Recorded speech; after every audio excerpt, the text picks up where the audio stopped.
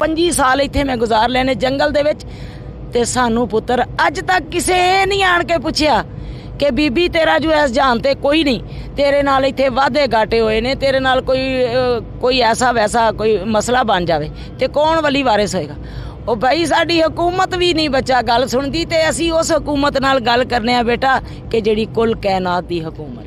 अस्सलाम वालेकुम नाजरीन, आपका मेज़बान वकार यूनुस आपकी खिदमत में हाजिर है और आप देख रहे हैं पाकिस्तान न्यूज़। नाजरीन, आज मैं लाहौर गजू मत्ता में मौजूद हूँ और मेरे साथ एक खातून मौजूद हैं और तन्हाई में इन्होंने अपनी पूरी ज़िंदगी को गुजारा है। इस बियाबान इलाके में, इस वीरान इलाके में इन्होंने अपनी ज़िंदगी किस तरह गुजारी है, अपनी बच्चियों को किस तरह पाला है, जबकि आप देख भी सकते हैं कि इस वीरान इलाके में ज़िंदगी गुजारना किस कदर मुश्किल है। लेकिन इन्होंने यहाँ घर भी बनाया, अपने बच्चों को भी पाला, बच्चियों की शादी भी की, जबकि इनका कोई बेटा नहीं है, और इन्होंने अपने बलबूते पे अपनी ज़िंदगी को किस तरह गुजारा, क्या क्या मुश्किलात देखी, ये इन्हीं से हम जानते हैं। अस्सलाम वालेकुम माँ जी।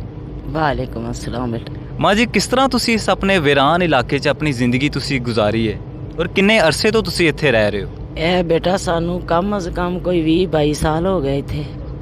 ਉਦੋਂ ਤੇ ਬੇਬਹਾ ਜੰਗਲ ਸੀ, ਬਹੁਤ ਹੀ ਜ਼ਿਆਦਾ ਘਨੇਰ ਜੰਗਲ ਸੀ। ਇਹ ਆਬਾਦੀ ਤੇ ਹੁਣ ਆ ਕੇ ਬਣੀ।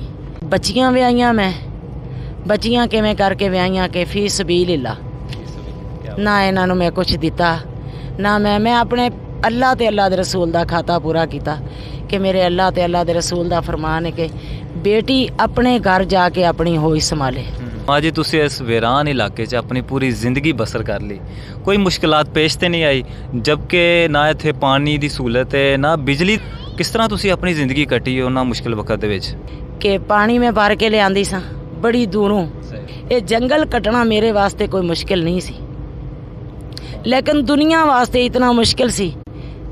ये ईमान वाले वास्ते दरिया पार करना कोई मुश्किल नहीं होता, सिर्फ मुश्किल होता तो उस बंदे वास्ते मुश्किल होता खाला पार करना जिस दे अंदर ईमान नहीं होता। तो दरिया बूर तो कर जाते हैं जिन्हों के अंदर ईमान ओदी ज़ात रखदी। साढ़े अंदर ईमान सी, असी इस जंगल नूं इस तरह महसूस किया है बेटा कि जिमें जंगल नहीं ये आबाद है, तो जदों शहर च वड़ जाईदा सानूं महसूस होंदा है कि असी जंगल च आ गए। ज़रा गौर करो भी साडी जिंदगी किवें दी गुजरी होएगी, तो दुनिया अज भी सानूं कोई मिलन आ जांदा है तो असी बड़े परेशान होने कि वो सानूं वेख के लोग परेशान होंदे ने किवें गुजारिया।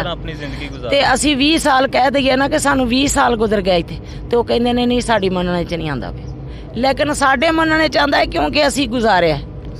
माँ जी, तुसी मैनूं ਇਹ ਦੱਸੋ कि पहले ना ਤੁਹਾਡਾ कोई बेटा है, ਤੁਹਾਡੀਆਂ 2 ਬੇਟੀਆਂ ਨੇ, ਤੁਸੀਂ ਉਹਨਾਂ ਦੀ ਵੀ ਸ਼ਾਦੀ ਕਰ ਲਈ। ਪਹਿਲੇ ਤੇ ਤੁਹਾਨੂੰ ਉਹਨਾਂ ਦਾ ਸਹਾਰਾ ਸੀ, ਤੁਹਾਨੂੰ ਰੋਟੀ ਬਣਾ ਕੇ ਦਿੰਦੇ ਸੀ, ਤੁਹਾਡਾ ਸਹਾਰਾ ਸੀ, ਤੁਹਾਡੀ ਦੇਖਭਾਲ ਕਰਦੇ ਸੀ। ਹੁਣ ਤੇ ਉਹ ਵੀ ਆਪਣੇ ਆਪਣੇ ਘਰਾਂ 'ਚ ਚਲੇ ਗਈਆਂ ਨੇ।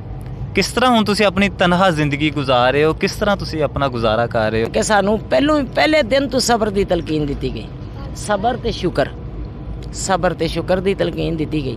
ਮਾਂ ਜੀ, ਜ਼ਿੰਦਗੀ ਤੋਂ ਕੋਈ ਗਿਲਾ ਹੈ? ਜ਼ਿੰਦਗੀ ਤੇ ਸ਼ਿਕਵਾ ਇਹ ਆ ਕਿ ਜੇ ਤਨਹਾ ਗੁਜ਼ਾਰਨੀ ਸੀ ਤੇ ਸਾਨੂੰ ਅੱਲਾ ਦੀ ਜ਼ਾਤ ਇਸ ਜਹਾਨ ਤੇ ਜੇ ਇਤਨੀ ਗੁਰਬਤ ਦੇਣੀ ਸੀ ਤੇ ਫਿਰ ਨਾ ਹੀ ਆਂਦੇ ਤੇ ਚੰਗਾ ਸੀ। ਤੇ ਜੇ ਪੈਂਤਨ ਪਾਕ ਦੇ ਘਰ ਵਾਲੇ ਵੇਖੀਦਾ ਹੈ ਕਿ ਉਹਨਾਂ ਨਾਲ ਕੀ ਬੀਤਾ, ਕਿਸ ਤਰ੍ਹਾਂ ਮੁਸੀਬਤਾਂ ਜਾਲ ਕੇ ਸਾਡੇ ਵਾਸਤੇ ਕਲਮਾ ਲੈ ਕੇ ਆਏ। ਮਾਂ ਜੀ, ਜਿਹੜੇ ਲੋਕ ਤੁਹਾਨੂੰ ਵੇਖ ਰਹੇ ਨੇ ਉਹਨਾਂ ਨੂੰ ਤੁਸੀਂ ਕੋਈ ਪੈਗਾਮ ਦੇਣਾ ਚਾਹੋ? ਇਹ ਦਰਖਾਸਤ ਹੈ ਹਕੂਮਤ ਦੇ ਅੱਗੇ ਵੀ ਕਿ ਜਿੱਥੇ ਕੋਈ ਮਜ਼ਲੂਮ ਇਨਸਾਨ ਨੇ, ਮਜ਼ਲੂਮ ਬੀਬੀਆਂ ਨੇ, ਮਜ਼ਲੂਮ ਮਰਦ ਵੀ ਵਿੱਚ ਮਜ਼ਲੂਮ ਹੁੰਦੇ ਨੇ। 5 ਉਂਗਲਾਂ ਇੱਕੋ ਜੀਆਂ ਨਹੀਂ ਹੁੰਦੀਆਂ ਬੇਟਾ, 5 ਉਂਗਲਾਂ ਨੂੰ ਮਿਲਾਉਣ ਵਾਸਤੇ ਫਿਰ ਟੇਡੀਆਂ ਹੋ ਜਾਂਦੀਆਂ ਨੇ, ਲੇਕਿਨ ਨਹੀਂ ਇਹਨਾਂ 5 ਉਂਗਲਾਂ ਦਾ ਫਰਕ ਅੱਲਾਹ ਤਬਾਰਕ व तआला ने पाया। ਇਹਦਾ ਕੋਈ ਮਕਸਦ ਹੈ, ਕੀ ਮਕਸਦ ਹੈ? ਉਹ ਇਹ ਸਾਡੇ ਪੜ੍ਹੇ ਲਿਖੇ ਤਬਕੇ ਨੂੰ ਸੋਚਣਾ ਚਾਹੀਦਾ ਹੈ ਕਿ ਗਰੀਬ ਆਵਾਮ ਦੇ ਨਾਲ ਜਾਂ ਗਰੀਬ ਇਨਸਾਨ ਨਾਲ ਜਾਂ ਗਰੀਬ ਇੱਕ ਬੇਲਾਵਾਰਿਸ ਇਨਸਾਨ ਹੈ, ਉਸ ਦਾ ਹੱਕ ਬਣਦਾ ਹੈ, ਹਕੂਮਤ ਦਾ ਹੱਕ ਬਣਦਾ ਹੈ, ਦੁਨੀਆ ਦਾ ਹੱਕ ਬਣਦਾ ਹੈ, ਅੱਛੇ ਇਨਸਾਨਾਂ ਦਾ ਹੱਕ ਬਣਦਾ ਹੈ।